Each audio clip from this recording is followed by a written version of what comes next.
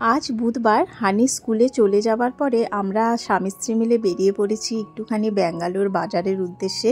তো একটা জিনিস অনেক দিন ধরে হানি খেতে চাইছে, তো সেটা কিনবো। আসলে আমাদের এখানেও জিনিসটা পাওয়া যায়, তবে সব সময় পাওয়া যায় না, ইদানিং পাওয়া যাচ্ছে না দেখি মার্কেটে চলে এসেছি। তো তোমরা আমার সাথে থাকো বন্ধুরা।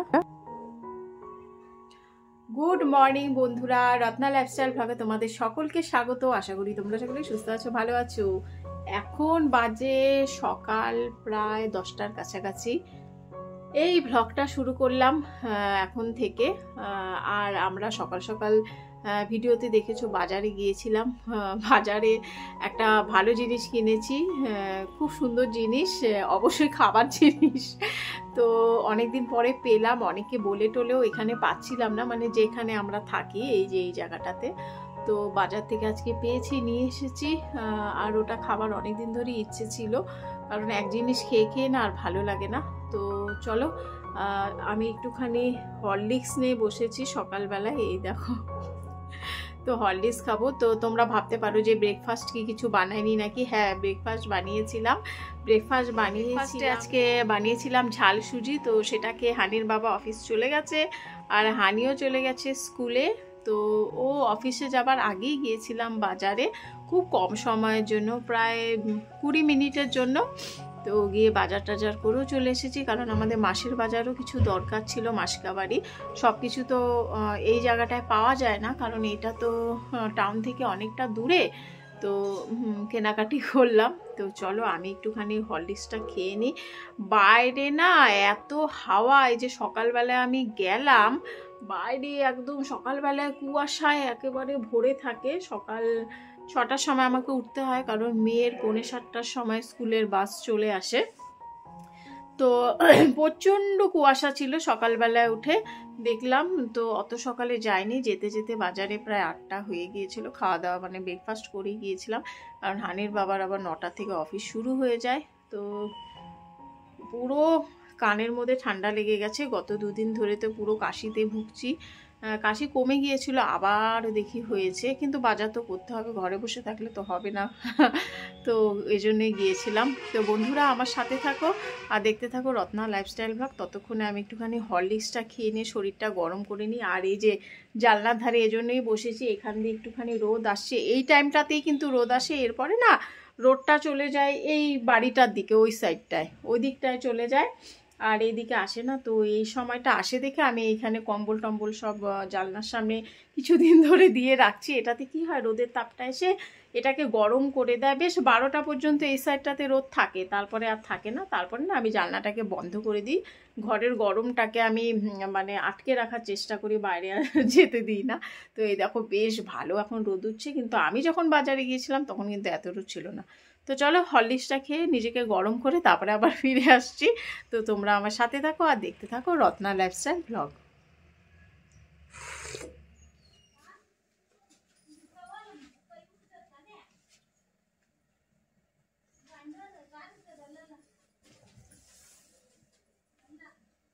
জামা কাপড়গুলো সব শুকিয়ে গিয়েছে। আমি না সকাল সকাল আজকে একটুখানি জামা কাপড়গুলো ধুয়ে দিয়েছিলাম। তো সবগুলো নিয়ে আসলাম, নিয়ে এসে এখন ভাঁজ করে রেখে দেবো। এই সাইডটাকে না ভালো করে গুছিয়েছি, তো এই সাইডে সব গুছিয়ে গুছিয়ে রেখে দিচ্ছি। টানলে না মানে সবসময় যদি এই জায়গাটা গুছিয়ে রাখি, তাহলে জামা কাপড়গুলো মানে যখন যেটা দরকার সেটা নিতে সুবিধা হয়, না হলে না অসুবিধা হয়ে যায়। হানির বাবা যে এই জায়গাটাকে যখন অফিস যায় না, একদম নোংরা করে দিয়ে চলে যায়, মানে সব টানতে থাকে আর সব থর করে নিচে পড়ে যায়। অন্য ঘরগুলোতে এই সাইডটাতে না ওয়াল আলমারি আছে, মানে আমার পাশের ঘর, তার পাশের ঘরগুলোতে, মানে দিদিদের ঘরে যাই তো মাঝে মাঝে, দেখি যে ওয়াল আলমারি আছে, কিন্তু আমার এই রুমটাতে ওয়াল আলমারি নেই। থাকলে ভালো হতো, আলমারির মধ্যে সব জিনিসগুলো রাখলে খুব সুন্দর করে থাকে না, জিনিসটা ভাজে ভাজে। আর এইভাবে রাখলে না টানলেই সব উল্টে পড়ে যায়। যেহেতু আমি ট্রাঙ্কের উপরে রেখেছি, আমার তো কোনো বেস নেই এছাড়া নয় এখানে রাখার মতো। ইচ্ছে ছিল একটা ওয়ার্ড্রপ কিনবো, কিন্তু আমাদের তো ট্রান্সফারের জব, ওয়ার্ড্রপ তো সম্ভব না, মাথায় করে নিয়ে ঘুরতে হবে ওয়ার্ড্রপ কিনলে। তো ঠিক আছে, ঘরটা গুছিয়ে নিলাম, জায়গাটা গুছিয়ে নিলাম, এখন আমি যাই রান্না বাড়ি শুরু করে দিই বন্ধুরা। তো আমার সাথে থাকো। তো চলো, চলে এসেছি রান্নাঘরে। তো এখন রান্নার কাজ শুরু করব। আর কি জিনিসটা নিয়ে এসেছি বাজার থেকে তো সেটাই বলছি। বাজার থেকে নিয়ে এসেছি, দেখাচ্ছি, দেখো। এই দেখো, বাজার থেকে নিয়ে চলে এসেছি দেশি মুরগির মাংস।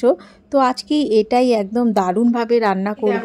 নিয়ে এসেছি বড় বড় সাইজের কমলা লেবু। এখানে কিন্তু দার্জিলিংয়ের মতো যে ছোট কমলা লেবুটা থাকে, যেটা দার্জিলিংয়ে পাওয়া যায়, সেই ছোট কমলা লেবু পাওয়া যায় না। এখানে এরকম বিগ বিগ সাইজের কমলা লেবু পাওয়া যায়। আর এনেছি আপেল। অবশ্য কমলা লেবু আমি খাবো না, আমার মেয়ের জন্য এনেছি। আমিও খাই, যেহেতু আমার কাশি হয়েছে, ঠান্ডা লেগে গেছে, তো এখন বন্ধ রাখবো, নাহলে কাশিটা এই দেখো কথা বলি কাশি আসছে, কাশিটা না বেড়ে যাবে। তো এখন বন্ধ রাখবো। এখন বাসন টাসন মেজে নেব, মেজে নিয়ে তারপরে আমি মাংসটা আগে ম্যারিনেট করে নিই, ম্যারিনেট করে তারপরে বাসনটা মেজে নিচ্ছি। আসলে না, দেশি মুরগির মাংসটা আমার মেয়ে খেতে ভীষণ ভালোবাসে, আর ভালোভাবে রান্না করলে কিন্তু খুব টেস্ট হয়। তো আমি আলু টালুগুলো কেটে নিচ্ছি। আজকে না ঘরে অতটা পরিমাণ কাজ ছিল না, যেহেতু ওয়েদারটা একটু ঠান্ডা ঠান্ডা, তো এই সময় না একটু মাংস টাংস খেলে কিন্তু ভীষণ ভালো লাগে।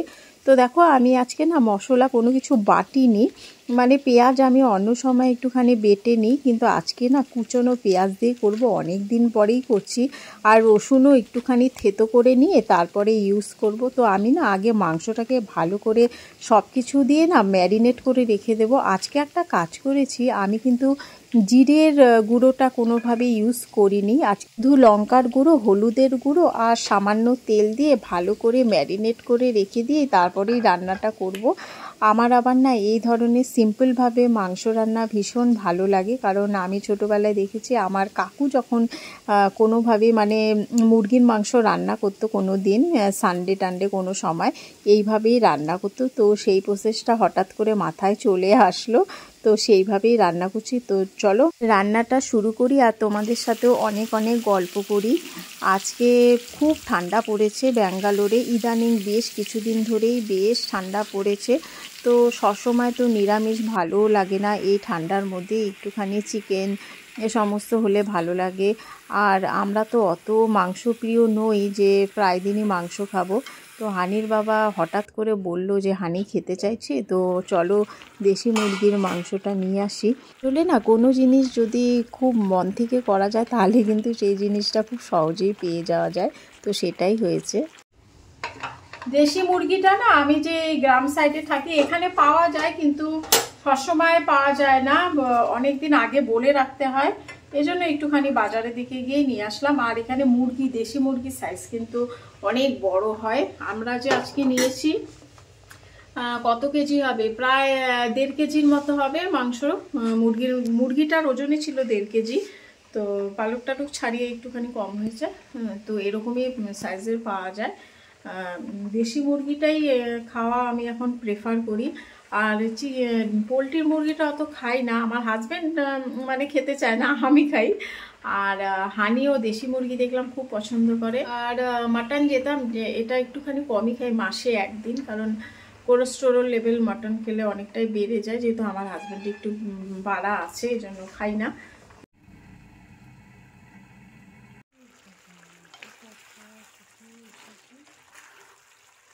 আমার কিন্তু আবার মাংস কষাতে খুব ভালো লাগে, অনেকক্ষণ ধরে উষ্ণ গরম জল দিয়ে দিয়ে, আমি কিন্তু তেল বেশি ইউজ করি না, কষাতে কিন্তু ভীষণ ভালো লাগে।